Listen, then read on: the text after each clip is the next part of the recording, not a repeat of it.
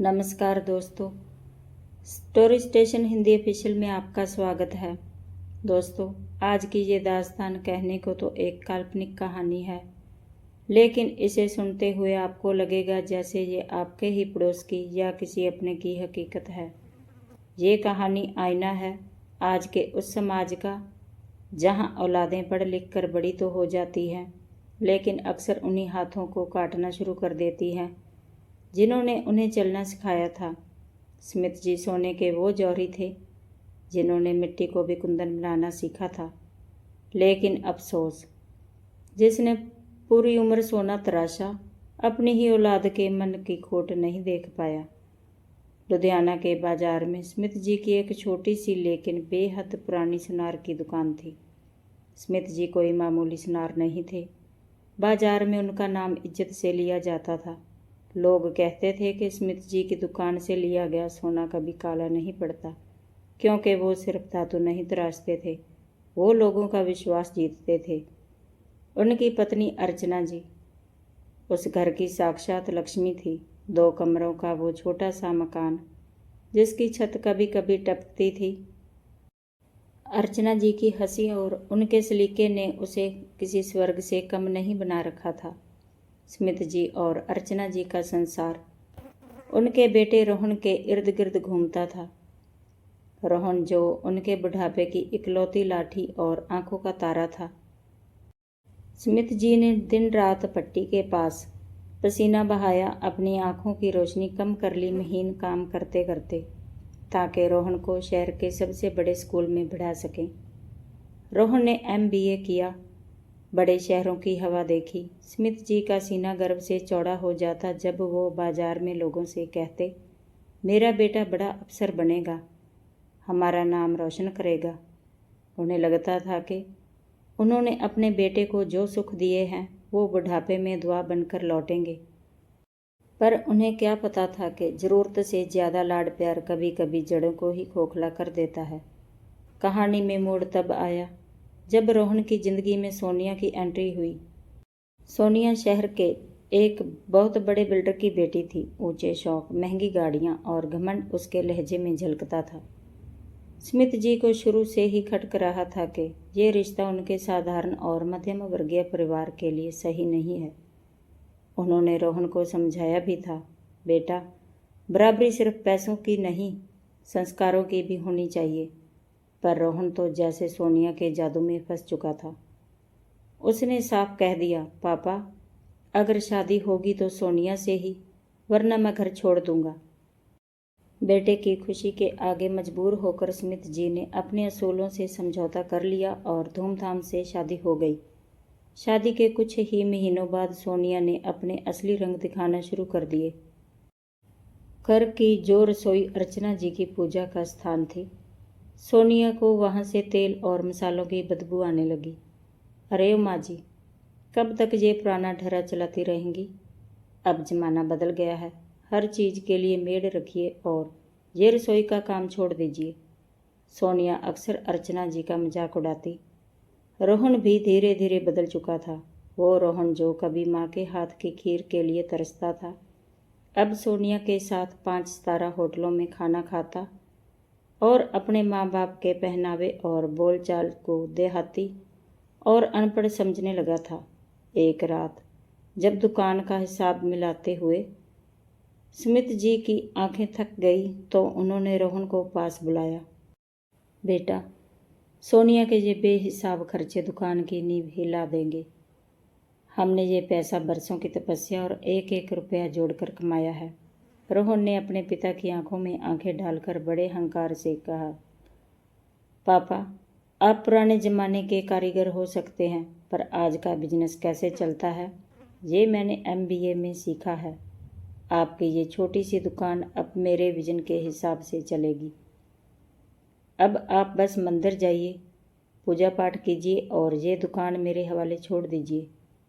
Smith जी के सीने में जैसे किसी ने दहकता हुआ कोयला रख दिया हो। उनका अपना बेटा, जिसे उन्होंने उंगली पकड़कर चलना सिखाया, आज उन्हें ही रिटायर करने की बात कर रहा था। स्मिथ जी उस रात सो नहीं पाए। उन्हें अपनी भट्ठी की वो आग ठंडी लगने लगी। पर उनके दिल के अंदर एक नई आग सुलग उठी थी, अपमान की आग।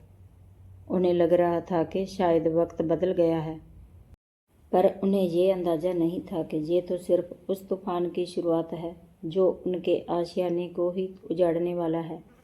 रोहन और सोनिया ने मिलकर एक ऐसी भयानक साजिश रची जिसकी स्मिथ जी ने सपने में भी कल्पना नहीं की थी। विश्वास का टूटना मौत से भी बदतर होता है, और जब वो विश्वास अपनी ही औलाद तोड़े तो रूह तक कांप जाती है। एक शाम रोहन बड़े प्यार से बादाम वाला दूध लेकर स्मिथ जी के पास आया। स्मिथ जी खुश थे। उन्हें लगा कि शायद बेटा सुधर गया है, शायद उसे अपनी गलती का एहसास हो गया है। उन्होंने बड़े चाव से वो दूध पी लिया, पर अफसोस, उस दूध में सिर्फ बादाम नहीं बल्कि नींद की दवा घुली थी। जब स्मिथ जी और अर्चना जी गहरी बेहोशी जैसी नींद में थे, तब रोहन और सोनिया ने दबे पांव उनके कमरे में प्रवेश किया। रोहन के हाथों में वो कागजात थे जो स्मिथ जी की पूरी जिंदगी की कमाई थे, दुकान और घर की रजिस्ट्री। रोहन ने कांपते हुए नहीं बल्कि बड़ी बेरहमी से अपने पिता के अंगूठे के निशान उन कागजों पर ले लिए। सोनिया पीछे खड़ी मुस्कुरा रही थी, जैसे उसने कोई बहुत बड़ा शिकार कर लिया हो।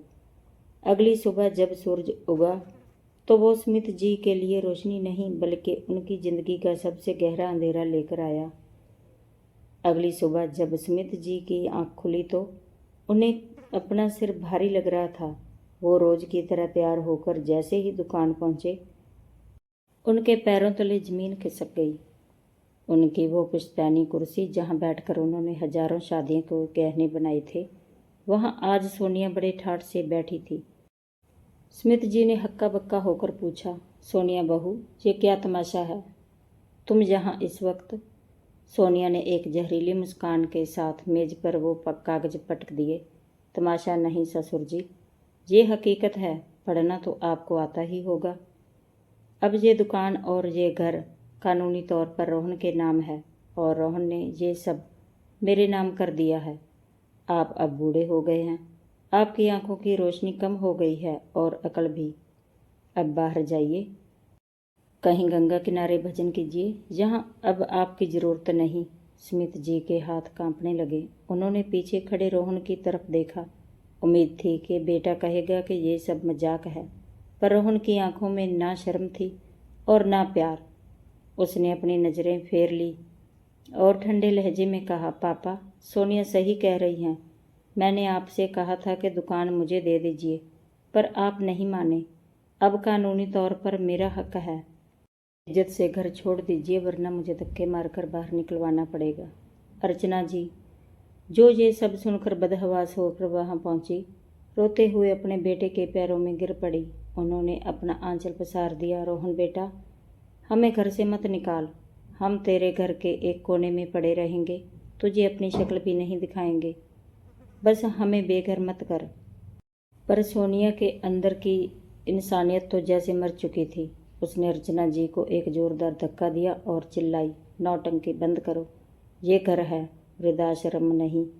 निकलो यहाँ से। स्मिथ जी ने अपनी पत्नी को संभाला। उनकी आंखों में अब आंसू नहीं थे, बल्कि एक चट्टान जैसी दृढ़ता थी। उन्होंने अर्चना जी से कहा, उठो अर्चना, भीख उनसे मांगी जाती है जिनके पास दिल हो। ये तो पत्थर हो चुके हैं। स्मिथ जी और अर्चना जी सिर्फ पहने हुए कपड़ों में उस घर से बाहर निकल गए जिसे उन्होंने अपने पसीने से सींचा था।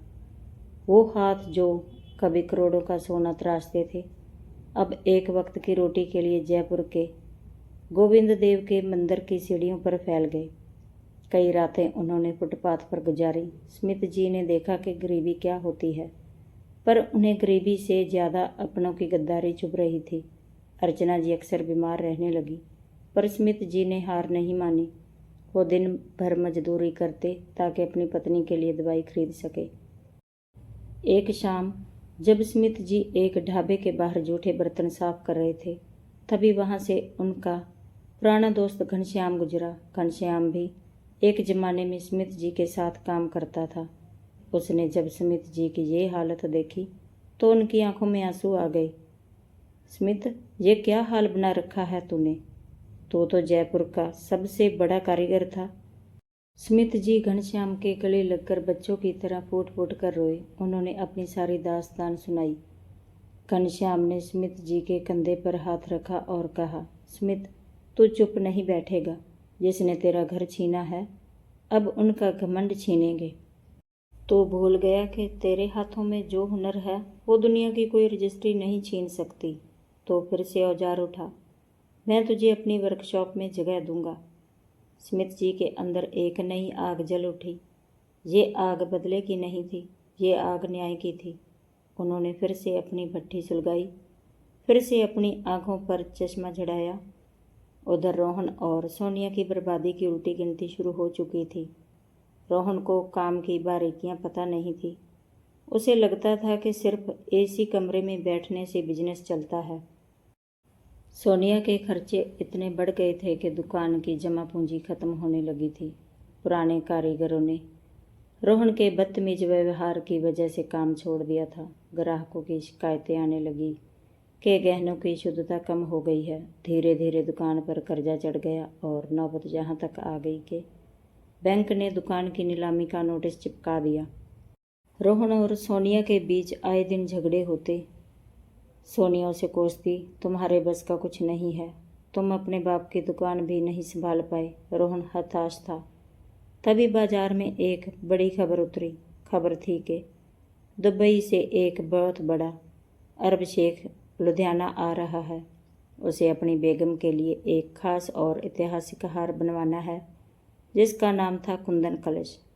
इस हार की बनावट इतनी जटिल थी कि पूरे राजस्थान में इसकी कारीगरी सिर्फ स्मिथ जी के खानदान को आती थी। शेख ने ऐलान किया था कि जो भी ये हार बनाएगा उसे मुंह मांगी कीमत दी जाएगी और उसका सारा कर्ज चुका दिया जाएगा। लालच में अंधे होकर रोहन और सोनिया ने तय किया कि वो किसी भी तरह इस शेख का ऑर्डर लेंगे। पर समस्या ये थी कि कुंदन कलश बनाना रोहन के बस की बात नहीं थी। उसे पता चला कि स्मिथ जी शहर की एक छोटी सी झुग्गी में घनश्याम के साथ रह रहे हैं। सोनिया ने रोहन को उकसाया, जाओ अपने बाप के पैर पकड़ो, गिड़गिड़ाओ, पर उनसे वो हार बनवाओ, वरना हम सड़क पर आ जाएंगे। रोहन और सोनिया, जो कभी घमंड में चूर थे, आज स्मिथ जी की उस छोटी सी झुग्गी के बाहर खड़े थे। स्मिथ जी अपनी वर्कशॉप में बैठे एक पुरानी अंगूठी को पॉलिश कर रहे थे। रोहन भागता हुआ आया और स्मिथ जी के पैरों में गिर पड़ा। पापा, मुझे बचा लीजिए, बैंक दुकान नीलाम कर रहा है। वो अरब शेख का ऑर्डर अगर हमें नहीं मिला तो हम बर्बाद हो जाएंगे। पापा, आप ही वो हार बना सकते हैं, प्लीज़ मेरी मदद कीजिए। स्मिथ जी ने अपनी नज़रें नहीं उठाई। उन्होंने बड़े शांत भाव से कहा, रोहन, स्मिथ जौहरी मर चुका है। अब यहाँ सिर्फ एक बूढ़ा मजदूर रहता है। सोनिया भी अब हाथ जोड़कर खड़ी थी। माँ जी, हमें माफ़ कर दीजिए, हमसे बहुत बड़ी भूल हो गई। स्मिथ जी ने अपनी पत्नी अर्चना की तरफ देखा और फिर रोहन की तरफ। उन्होंने कहा, मैं हार बनाऊंगा, पर मेरी कुछ शर्तें हैं। अगर तुम्हें अपनी दुकान बचानी है तो तुम्हें अगले 21 दिन इसी वर्कशॉप में बिताने होंगे। तुम दोनों को ज़मीन पर सोना होगा, वही नमक रोटी खानी होगी जो हम खाते हैं। और सोनिया, तुम इस घर का सारा काम करोगी, झाड़ू पोछा और खाना। और रोहन, तुम मेरे साथ पट्टी के पास बैठकर कोयला तोड़ोगे। अगर मंजूर है तो बोलो। डूबते को तिनके का सहारा था। रोहन और सोनिया ने हाँ कह दी। उन 21 दिनों में स्मिथ जी ने उन्हें वो सबक सिखाया जो कोई किताब नहीं सिखा सकती थी। सोनिया, जिसके हाथ कभी पानी में नहीं डूबे थे, अब बर्तन मांझ मांझ कर उसके हाथ छिल गए थे। उसे एहसास हुआ कि अर्चना जी ने कैसे पूरे घर की सेवा की थी। रोहन, जो एसी में बैठने का आदी था, अब भट्ठी की आग के पास पसीना बहाते हुए कोयला तोड़ता। उसे समझ आया कि उसके पिता ने कैसे एक एक रुपया जोड़कर उसे बढ़ाया था। स्मिथ जी दिन रात जागकर उस कुंदन कलश हार पर काम करते रहे। 21 दिन पूरे हुए। रोहन और सोनिया की अकड़ अब पूरी तरह राख हो चुकी थी। उनकी आंखों में अब वो पुराना घमंड नहीं, बल्कि एक अजीब सी शांति और सच्चे पछतावे के आंसू थे। वो हार बनकर तैयार हो गया। अद्भुत, अलौकिक। तभी वर्कशॉप का दरवाज़ा खुला और घनश्याम जी अंदर आए। उनके साथ कोई शेख नहीं था। घनश्याम जी जोर से हंसे और बोले, कैसा लगा मेरा शेख? अरे रोहन, कोई शेख लुधियाना नहीं आ रहा। ये सब तुम्हारे पिता की योजना थी, तुम्हें मिट्टी की कीमत समझाने के लिए। ये हार तो स्मिथ ने अपने दोस्त की बेटी की शादी के लिए बनाया है। रोहन और सोनिया हक्के बक्के रह गए। रोहन फूट फूट कर रोने लगा। पापा, मैंने आपको धोखा दिया, आपको दूध में दबा दी। मैं पापी हूँ, मुझे पुलिस के हवाले कर दीजिए। उसने दुकान और घर के वो कागज़ स्मिथ जी के हाथों में रख दिए। स्मिथ जी ने उसे उठाया और गले से लगा लिया। उनकी आंखों में भी आंसू थे। बेटा, स्मिथ जी ने रोंदे गले से कहा, बाप कभी बदला नहीं लेता, वो सिर्फ सबक सिखाता है। तू भटक गया था और तुझे सही राह दिखाना मेरा फ़र्ज था। मुझे तेरी दुकान या तेरे ये कागज़ नहीं चाहिए, मुझे मेरा बेटा वापस चाहिए था। याद रखना रोहन, घर ईंटों से नहीं, आपसी प्यार और इज्जत से बनता है, और दुकान सोने की चमक से नहीं, जौहरी के विश्वास से चलती है। सोनिया ने अर्चना जी के पैर छुए और उनसे माफ़ी मांगी। उस दिन लुधियाना के उस छोटे से घर में खुशियों का नया सवेरा हुआ। स्मिथ जी ने दुकान फिर से संभाली, पर इस बार रोहन उनके बगल में बैठकर एक शागिर्द की तरह काम सीख रहा है। दोस्तों, ये कहानी हमें एक बहुत बड़ा सबक देती है। माँ बाप उस बरगद के पेड़ की जड़ होते हैं जो खुद मिट्टी में दबे रहते हैं, अंधेरे में रहते हैं, पर पूरे घर को खड़ा रखते हैं। जिस दिन आपने उस जड़ को काट दिया, समझ लीजिए आपका पूरा संसार रेगिस्तान बन जाएगा। धन और दौलत तो आती जाती रहेगी, पर माँ बाप का आशीर्वाद चला गया तो उसे दुनिया का सारा सोना भी वापस नहीं ला सकता। अगर आपको ये कहानी अच्छी लगी और आप भी अपने माँ बाप का सम्मान करते हैं तो कमेंट बॉक्स में सलाम माँ बाप ज़रूर लिखें, और इस वीडियो को हर उस इंसान तक पहुँचाएं जो आज की चकाचौंध में अपनों को भूल गया है।